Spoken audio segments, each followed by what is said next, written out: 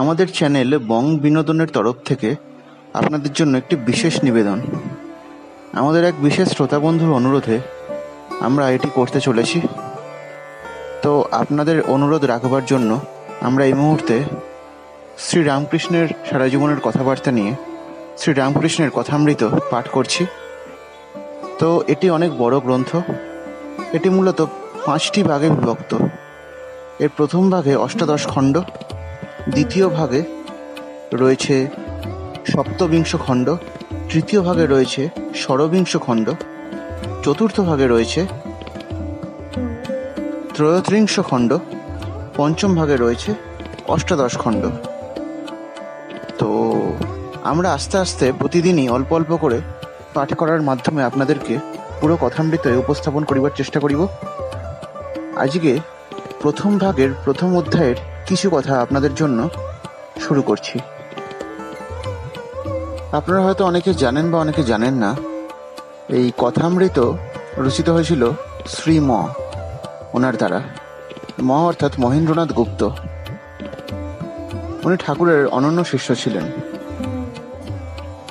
তো ঠাকুর শ্রী রামকৃষ্ণ হুগলি জেলার অন্তর্বর্তী কামারপুকুর গ্রামে এক সৎ ব্রাহ্মণের ঘরে ফাল্গুনের শুক্লা দ্বিতীয়া তিথিতে জন্মগ্রহণ করেন। কামারপুকুর গ্রাম জাহানাবাদ, এই মুহূর্তে আরামবাগ হইতে 4 ক্রোশ পশ্চিমে আর বর্ধমান হইতে 12 বা 13 ক্রোশ দক্ষিণে। ঠাকুর শ্রীরামকৃষ্ণের জন্মদিন সম্বন্ধে যথেষ্ট মতভেদ আছে। অম্বিকা আচার্যের কোষ্ঠী, এই কোষ্ঠী ঠাকুরের অসুখের সময় প্রস্তুত করা হয়। 3রা কার্তিক 1286 অর্থাৎ ইংরাজি 1879, উহাতে জন্মদিন লেখা আছে। 1576 শক 10ই ফাল্গুন বুধবার শুক্লা দ্বিতীয়া, পূর্ব ভাদ্রপদ নক্ষত্র। তাহার গণনা 1576 10 9 59 12। যাহারা জ্যোতিষ বুঝেন না তাহারা এটিকে অ্যাভয়েড করতে পারেন। ক্ষেত্রনাথ ভট্টের 1300 সালে গণনা 1574 10 9 0 12। এই মতে 1574 শক 10ই ফাল্গুন বুধবার শুক্লা দ্বিতীয়া পূর্ব ভাদ্রপদ সব মিলে 1239 সালের 20 ফেব্রুয়ারি 1833। লগ্নে রবি চন্দ্র বুধ যোগ, কুম্ভ রাশি। বৃহস্পতি শুক্রের যোগহেতু সম্প্রদায়ের প্রভু হইবেন। নারায়ণ জ্যোতিষভূষণের নতুন কোষ্ঠী মতে প্রস্তুত করা হয়। এই গণনা অনুসারে 1242 সালে 6ই ফাল্গুন বুধবার 1386 17ই ফেব্রুয়ারি ভোররাত্রি 4টা ফাল্গুন শুক্লা দ্বিতীয়া, ত্রিগ্রহের যোগ নক্ষত্র সব মিলে কেবল অম্বিকাচার্যের লিখিত 10ই ফাল্গুনই হয় না। 1557 10 5 59 28 21। ঠাকুর মানব শরীরে 51-52 বৎসর কাল ছিলেন। আমরা মূল গ্রন্থের মধ্যে ফিরছি। ঠাকুরের পিতা ক্ষুদিরাম চট্টোপাধ্যায় অতি নিষ্ঠাবান ও পরম ভক্ত ছিলেন। মা চন্দ্রমণি দেবী সরলতা ও দয়ার প্রতিমূর্তি ছিলেন। পূর্বে তাহাদের দেড়ে নামক গ্রামে বাস ছিল। কামারপুকুর হইতে 1.5 ক্রোশ দূরে ছিল সেই গ্রাম। সেই গ্রামস্থ জমিদারের হইয়া মোকদ্দমায় ক্ষুদিরাম সাক্ষ্য দেন নাই। পরে স্বজন লইয়া কামারপুকুর আসিয়া বসবাস আরম্ভ করেন। ঠাকুর শ্রী রামকৃষ্ণের ছেলেবেলার নাম ছিল গদাধর।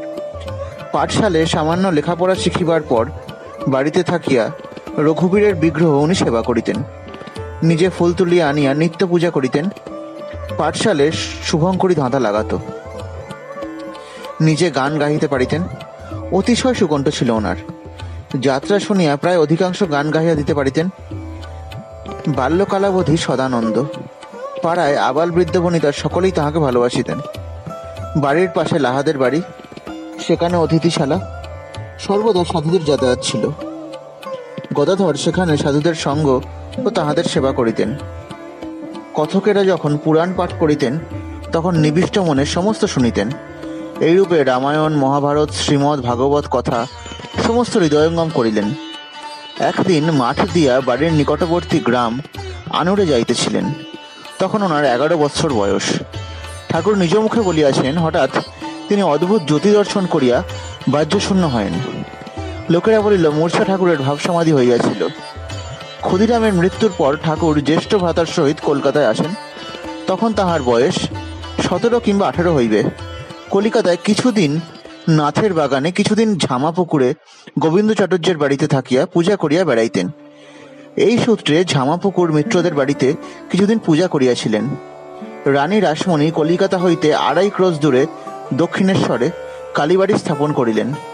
1262 সাল 18 জ্যৈষ্ঠ বৃহস্পতিবার, স্নানযাত্রার দিন, ইংরেজি 31 মে 1855 খ্রিস্টাব্দ। ঠাকুর শ্রী রামকৃষ্ণের জ্যেষ্ঠ ভ্রাতা পণ্ডিত রামকুমার কালীবাড়িতে প্রথম পূজারী নিযুক্ত হইলেন। ঠাকুরও মাঝে মাঝে কলিকাতা হইতে আসিতেন ও কিছুদিন পরে নিজ পূজা কার্যে নিযুক্ত হইতেন। তখন তাহার বয়স 21 কিংবা 22 হইবে। মধ্যম ভ্রাতা রামেশ্বরও মাঝে মাঝে কালীবাড়ির পূজা করিতেন। তাহার 2 পুত্র শ্রীযুক্ত রামলাল ও শ্রীযুক্ত শিবরাম ও এক কন্যা শ্রীমতী লক্ষ্মী দেবী। কয়েকদিন পূজা করিতে করিতে শ্রীরামকৃষ্ণের মনের অবস্থা আর একরকম হইল। সর্বদাই বিমনা ও ঠাকুর প্রতিমার কাছে বসিয়া থাকিতেন।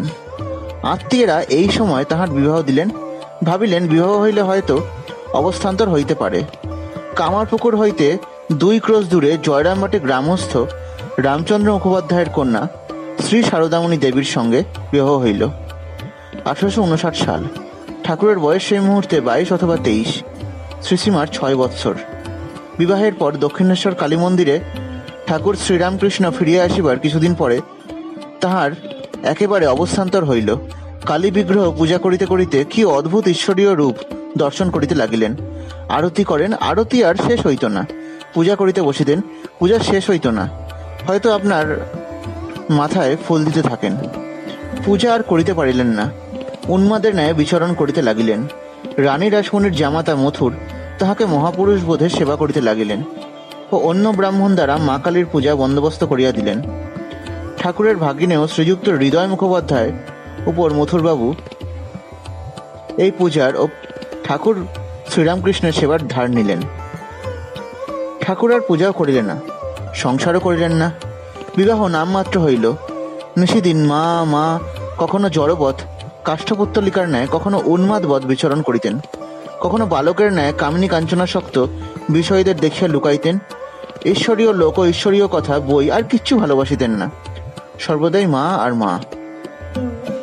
এবার রানী রাসমণির যে কালীবাড়ি বিক্রির যে ব্যাপারটি ছিল তাহা হইতে কিছু তথ্য পাওয়া গেছে, সেগুলো আপনাদেরকে জানিয়ে রাখি।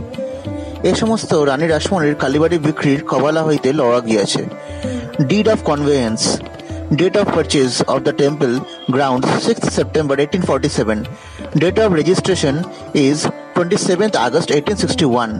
Price of the Dinajpur Zamindari which supports the temple rupees 2,26,000.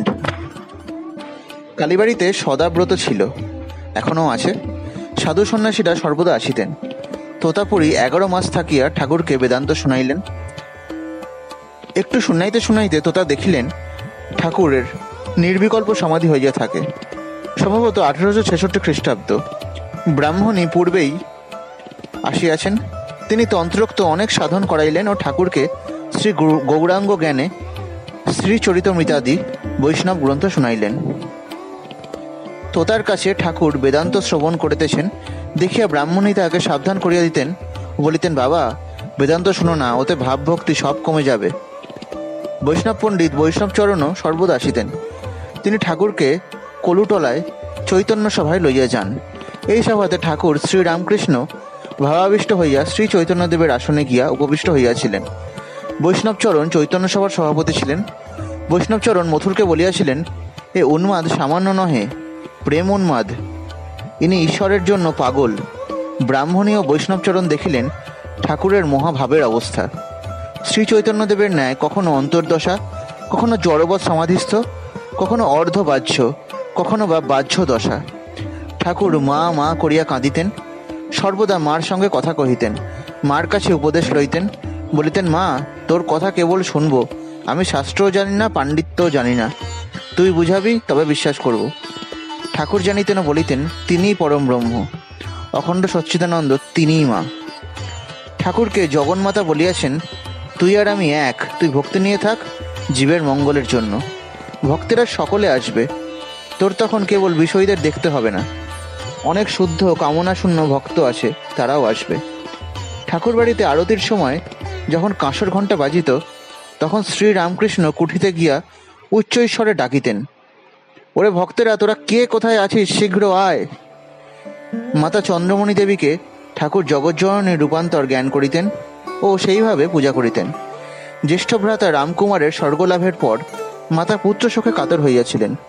3-4 বৎসরের মধ্যে তাহাকে কালীবাড়িতে আনিয়া নিজের কাছে রাখিয়া দিয়াছিলেন ও প্রত্যহ দর্শন, পদধূলি গ্রহণ ও মা কেমন আছে জিজ্ঞাসা করিতেন। ঠাকুর 2 বার তীর্থে গমন করেন। প্রথমবার মাকে সঙ্গে করিয়া লইয়া যান, সঙ্গে শ্রীযুক্ত রাম চাটুর্যে ও মথুরবাবুর কয়েকটি পুত্র। তখন সবে কাশীর রেল খুলিয়াছে, তাহার অবস্থান্তরের 5-6 বৎসরের মধ্যে। তখন অহর্নিশ প্রায়ই সমাধিস্থ বা ভাবে গড়গড় মাতোয়ারা। এবার বৈদ্যনাথ দর্শনান্তর কাশীধাম ও প্রয়াগ দর্শন হইয়াছিল 1863 খ্রিস্টাব্দ। দ্বিতীয়বার তীর্থগমন ইহার 5 বৎসর পর ইংরেজি 1868 খ্রিস্টাব্দে মথুরবাবু প্রয়াগ শ্রীবৃন্দাবন দর্শন করেন। কাশীতে মণিকর্ণিকায় সমাধিস্থ হইয়া বিশ্বনাথের গম্ভীর চিন্ময় রূপ দর্শন করেন। মুমূর্ষদিগের কর্ণে তারকব্রহ্ম নাম দিতেছেন আর মৌনব্রতধারী ত্রৈলঙ্গ স্বামীর সহিত আলাপ করেন।